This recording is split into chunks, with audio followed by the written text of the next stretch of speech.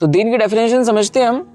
تو دین اگر میں سمپل لینگویج میں بتاؤں تو ایک طریقہ ہے زندگی جینے کا جو اللہ اور اس کے رسول نے ہمیں سکھایا کہ آپ کو اس طریقے سے زندگی گزارنی ہے, اس لیمیٹیشنز میں رہ کر کے, اس کی حدیں نہ پار کر کے. اللہ تعالیٰ کتنی جگہ فرماتا ہے کہ میری حدوں کو پار نہ کرنا, میری حدوں کو پار نہ کرنا. قرآن کے اندر میں اس کے لیے سخت عذاب ہے.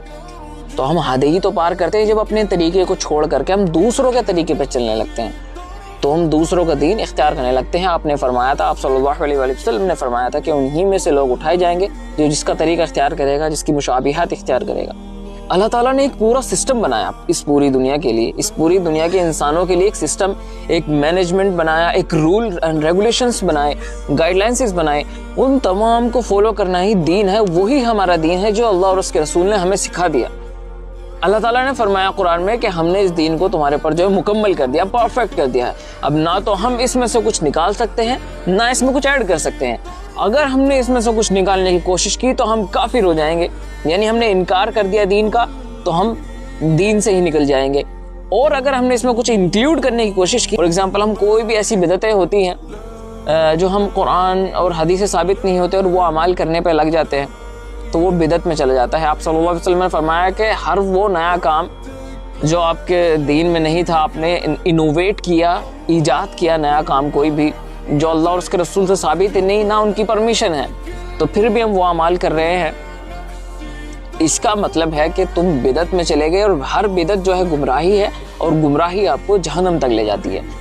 تو یہ چیز بہت ہی زیادہ سیریس ہے اگر ہم اسے سمجھے, کیونکہ شیطان کو تو بہت زیادہ خوشی ہوتی ہے, کیونکہ لوگ جو ہے بدعت جو ہے وہ ثواب کی طرح کرتے ہیں, ثواب کی نیت سے کرتے ہیں بدعت جو ہے لوگ, اور وہ بدعت میں چلے جاتے ہیں. اگر میں آپ سے کہنے لگوں کہ جو ہے آپ فجر کی نماز پڑھنے جائیں اور اس میں 2 کی جگہ 4 رکعت پڑھیں, آپ کہیں گے نہیں یار میں بالکل نہیں پڑھ سکتا یار, یہ تو پاسبل ہی نہیں ہے, کیونکہ اللہ اور اس کے رسول کا حکم ہے ہی نہیں. اللہ تعالیٰ نے تو 2 رکعت بتائی, تو 2 ہی پڑھیں گے. تو وہی تو میں کہنا چاہتا ہوں, وہی تو دین ہے. اللہ اور اس کے رسول نے جتنا دین آپ کو بتا دیا اتنا ہی ہمیں فالو کرنا ہے, اس میں کوئی ادر چیز ایڈ نہیں کرنی ہے, ورنہ آپ گمراہی میں چلے جاؤ گے.